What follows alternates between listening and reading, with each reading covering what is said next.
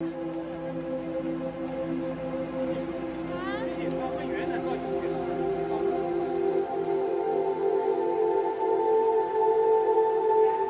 monde serait frappé par surprise. Le système de communication connecté à la flottille de sous-marins américains de classe Ohio serait le premier à recevoir l'ordre. En patrouille dans les profondeurs des océans Atlantique et Pacifique, ils sont indétectables.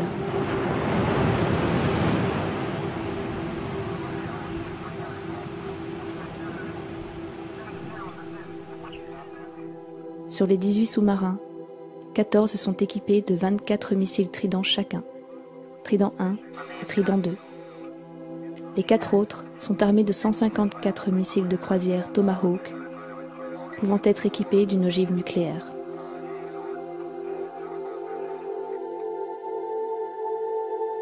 L'ensemble de la flottille représente la moitié de l'arsenal thermonucléaire des États-Unis. Un seul missile Trident 2 peut contenir jusqu'à 8 ogives nucléaires, embarquées sur un engin à multiples têtes nucléaires indépendantes, appelé MIRV.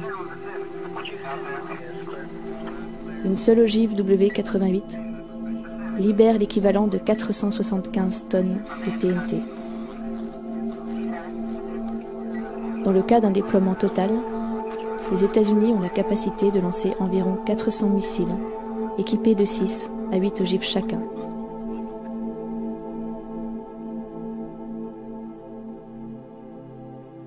À compter du lancement, il faut moins de 10 minutes au SLBM pour atteindre sa cible, ou tout juste 5 minutes s'il est propulsé sur une trajectoire en dépression. Cela ne laisse que peu de temps pour réagir.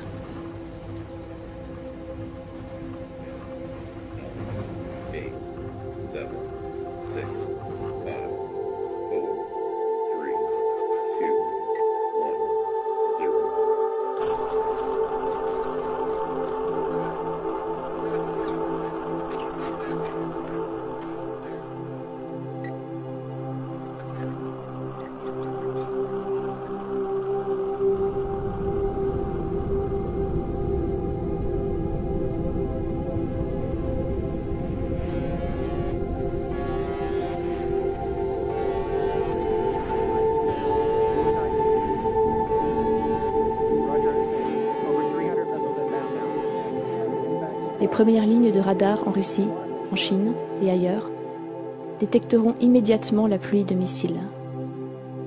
Ils pourront déterminer leur trajectoire et leur cible. Les minutes se transformeront en secondes. Ce n'est pas un test. Ce n'était pas prévu.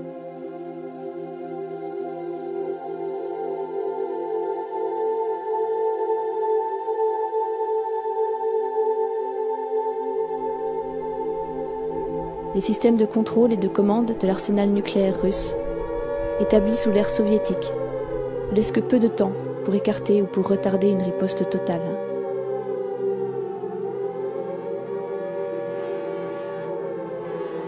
En 50 secondes, le missile atteint le sommet de sa trajectoire au-dessus de l'atmosphère terrestre. Il est à vitesse maximale. Puis son moteur s'arrête. Le dernier étage éjecte les ogives en même temps que les leurs. Au sol, les systèmes radars sont dépassés. Ils ne parviennent pas à les différencier l'un de l'autre. Au moment où ils pénètrent dans l'atmosphère, les leurres brûlent et les ogives entrent dans leur phase terminale.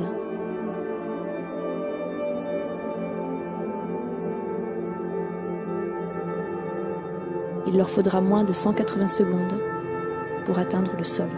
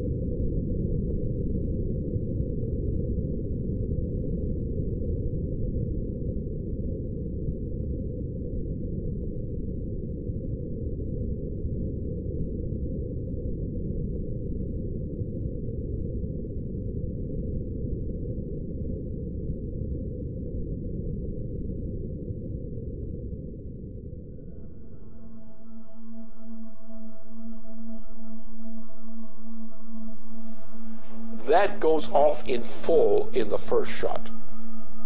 Now you have in the submarines, you have the warheads you have not yet discharged. Those go along the way as a second wave. After that, you're pretty much out of weapons. After which, most everybody is dead. Most logistical systems are dead, non-functional.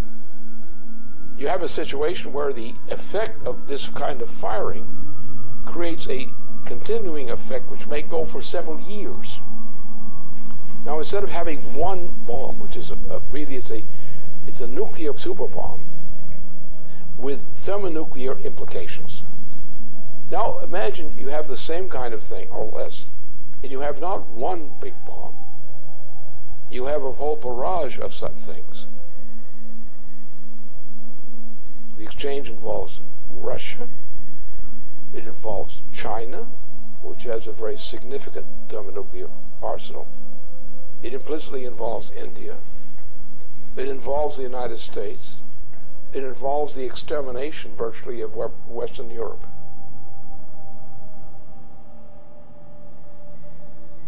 And this is what Obama represents.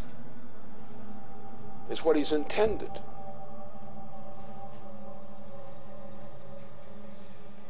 This is the end of civilization.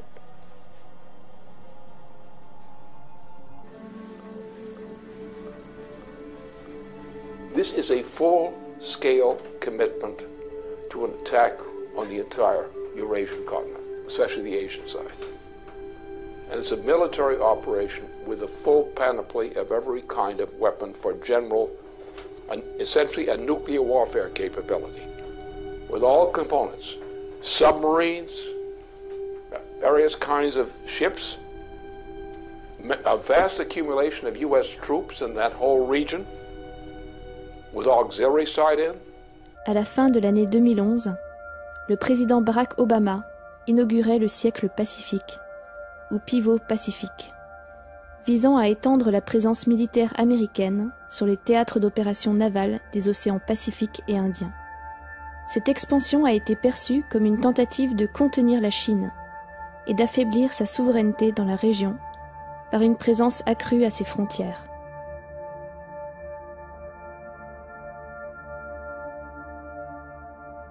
Le rééquilibrage d'Obama vers le Pacifique implique des plans dont la mise en œuvre est prévue au cours des prochaines années pour établir à Singapour 4 frégates de combat en zone littorale, offrir aux États-Unis un meilleur accès à la base navale australienne de Perth et porter à 2500 le nombre de soldats stationnant à Darwin. Des plans existent également pour porter à 28 500 le nombre de soldats en Corée du Sud, renforcer les troupes sur l'île de Guam, dans les Philippines, au Japon, et pour maintenir le déploiement actif de ces porte-avions.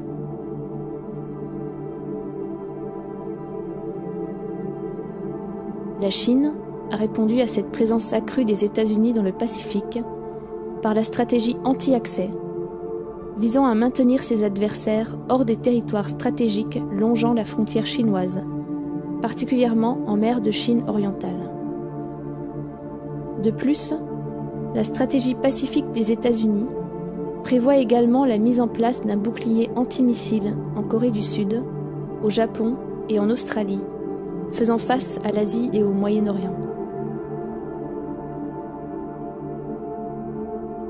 En réponse à ce qui est vu comme une course à l'armement, la presse chinoise a indiqué qu'afin d'assurer sa sécurité, la Chine allait accroître son arsenal nucléaire et développer des sous-marins d'attaque nucléaire équipés de missiles balistiques capables de détruire les systèmes de boucliers antimissiles américains.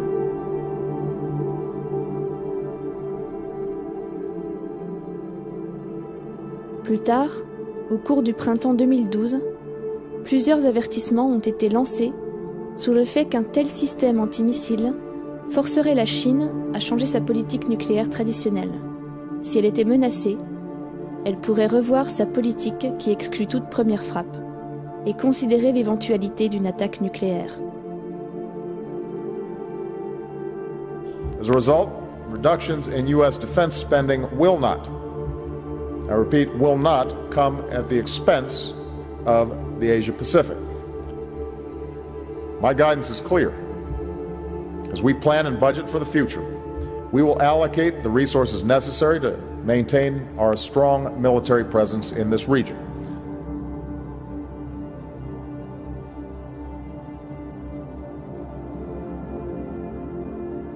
Depuis son investiture en 2009, l'administration Obama a accéléré la mise en place du bouclier antimissile en Europe, malgré la proposition russe de développer conjointement un système équivalent.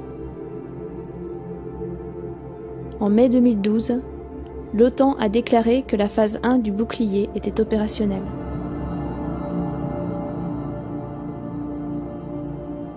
La phase 1 inclut le déploiement de systèmes de défense contre les missiles balistiques le long de la frontière russe. Les États-Unis ont également déployé un radar antimissile en Turquie. En mars 2011, un navire Aegis destiné à la défense antimissile a été envoyé en mer Méditerranée. Il s'y trouve toujours. Un accord a été conclu avec la Roumanie pour accueillir un site américain équipé d'intercepteurs de missiles. D'autres accords ont été conclus avec la Pologne pour y ouvrir un site similaire. L'Espagne a autorisé les Américains à déployer dans la base navale de Rota 4 de leurs destroyers Aegis, équipés de systèmes antimissiles et de missiles Tomahawk, capables de lancer des ogives nucléaires.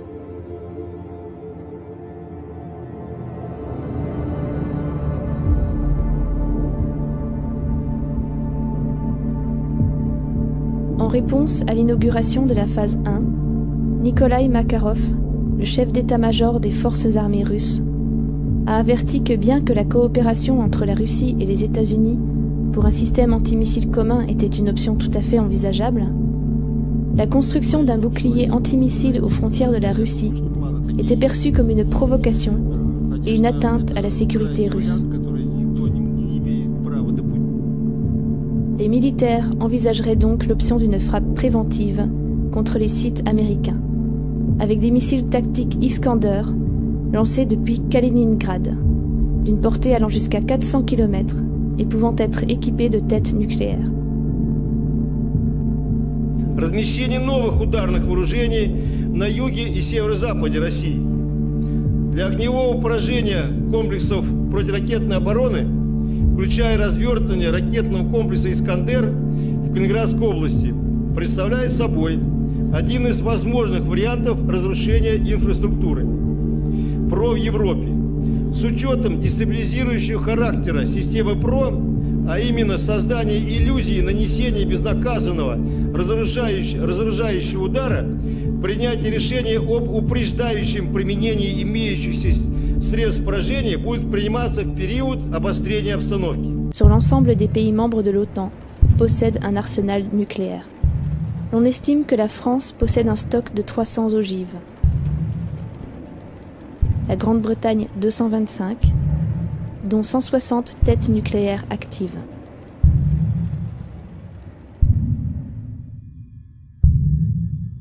Ce sont ces trois pays, la Grande-Bretagne, la France et les États-Unis, qui, après avoir collaboré pour éliminer le chef d'État libyen, se montrent les plus déterminés à mettre fin au régime de Bachar el-Assad, quitte à franchir la ligne rouge tracée par la Russie. Cet enthousiasme des Occidentaux se traduit ouvertement par l'armement de groupes terroristes en Syrie. Ils revendiquent le droit d'appliquer les politiques d'intervention humanitaire défendues par le véritable architecte de la guerre en Irak, Tony Blair. Aux États-Unis, Obama est personnellement engagé dans une intense campagne de propagande visant à justifier une intervention militaire en Syrie et au-delà. On the ground that a red line for us is we start seeing a whole bunch of chemical weapons moving around or being utilized. That would change my calculus. That would change my equation. Quelles seraient, pour l'humanité et pour la planète dans son ensemble, les conséquences de l'entrée en scène d'une personnalité assez folle pour provoquer une confrontation thermonucléaire mondiale? Et quand ce fou entrera en scène, l'humanité subira la perte de centaines de millions de vies. 50% de la couche d'ozone sera détruite. La température moyenne de la planète chutera d'au moins 7 degrés.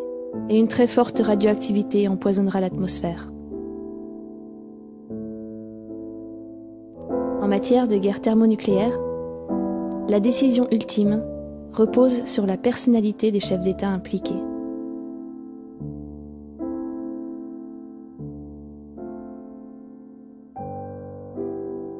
Le choix des Américains d'être dirigés par Dwight Eisenhower a permis, grâce à sa gestion de la crise de Suez, d'éloigner la menace d'une escalade inévitable vers la guerre nucléaire.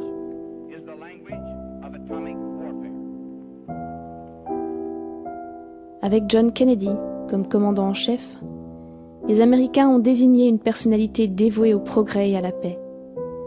Et c'est ce qui a guidé sa main dans les négociations avec Nikita Khrouchtchev, lors de la crise des missiles de Cuba, puis à Berlin, aboutissant à un accord interdisant les essais nucléaires atmosphériques.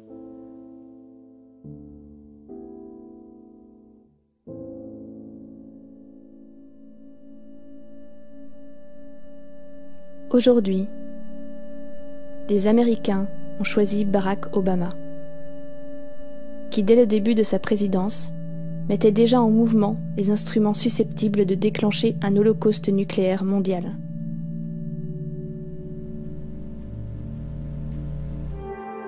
Des estimations et des rapports récents montrent que le déploiement de l'arsenal militaire américain, en particulier naval, atteindra son niveau maximum dans les prochains mois, avant que n'intervienne la fin de certaines missions ou les coupes de budget pour d'autres.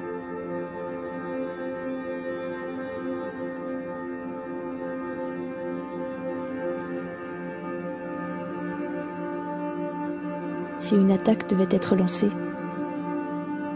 ce serait maintenant, dans les prochains mois. Si une attaque devait être empêchée, ce serait maintenant.